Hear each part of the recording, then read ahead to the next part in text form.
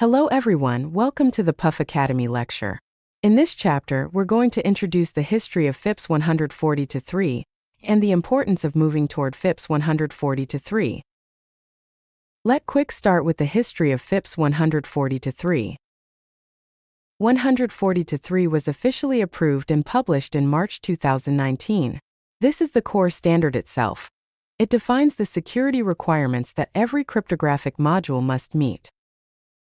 Then, in September 2019, NIST released the SP800-140 series of documents. These documents explain how to test, how to write documentation, and how to label your module.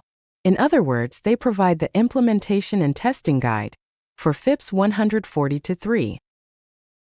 By September 2020, CMVP began accepting validation applications under FIPS 140-3. During this period, FIPS 140-2 and 140-3 briefly coexisted. By September 22, 2021, CMVP stopped accepting new FIPS 140-2 cases.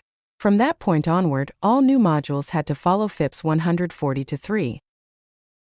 And by September 2026, all FIPS 140-2 certificates will expire and become historical, which means they can no longer be used as a basis for compliance. FIPS 140-2 was built in 2001, almost 2 decades ago. Its 18-year-old requirements were designed long before little SoC, virtual HSM, or cloud-based solutions became common. When engineers tried to apply 140-2 to these modern systems, they often had to shoehorn new technologies into an old framework, making evaluation and implementation unnecessarily difficult. So what does FIPS 140-3 improve? It better handles complex SoC and virtual environments, explaining how to define and test module boundaries, including cloud-based and virtual HSM designs that 140-2 barely addressed. It also updates the security requirements and terminology, keeping the same spirit but offers clearer guidance for modern modules, hardware, firmware, software, or virtual. FIPS 140-3 covering a wide range of applications more realistically. It aligns closely with ISO and IEC international standards, reducing repeated evaluations and easing global certification. Then how can engineers know how to apply the 140-3 standard to their own products? NIST has defined the SP800-140 series standards as a user manual for FIPS 140-3. Simply think of this way: FIPS 140-3 is the what, while the SP800-140 documents explain the how. They tell vendors what to submit, how labs should test, and even how products should be labeled. That way, CMVP can run evaluations in a consistent and repeatable way. In the SP800-140 series, 140A to F serves as its detailed implementation framework, where A, C, and F define what's required. And B, D, and E explain how those requirements are tested and validated. Let's look at a few highlights from the SP800-140 series. First, SP800-140A focuses on documentation and the security policy. It tells vendors exactly what evidence they need to provide, and how to describe things like module boundaries, roles, services, and protections. Next, SP800-140C lays out the rules for cryptographic security functions, which algorithms are approved, what the minimum key sizes are, and which functions require a CAVP certificate before they can be used. Then we have SP800-140F, which is all about testing non-invasive attacks such as timing, power, and side channels. It makes sure labs check that a module doesn't leak sensitive information when exposed to these subtle attacks. And about the volumes B, D, and E, they cover things like labeling requirements, methods for key transitions and establishment, and rules for verifying identity and authentication. Now, you might be curious that what are the requirement modifications in FIPS 140-3? The biggest changes can be grouped into 5 major areas. The first area is self-tests, which have been updated to reflect modern module design. Self-tests are clearly divided into 2 stages.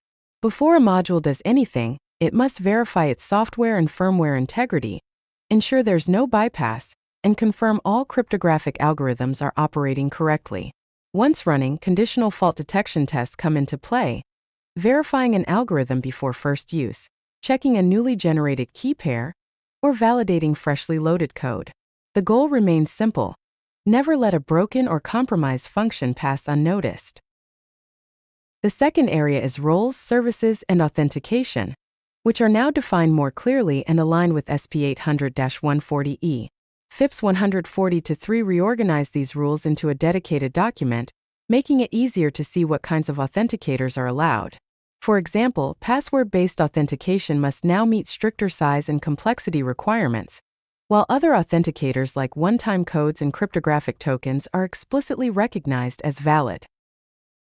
The third area is physical security.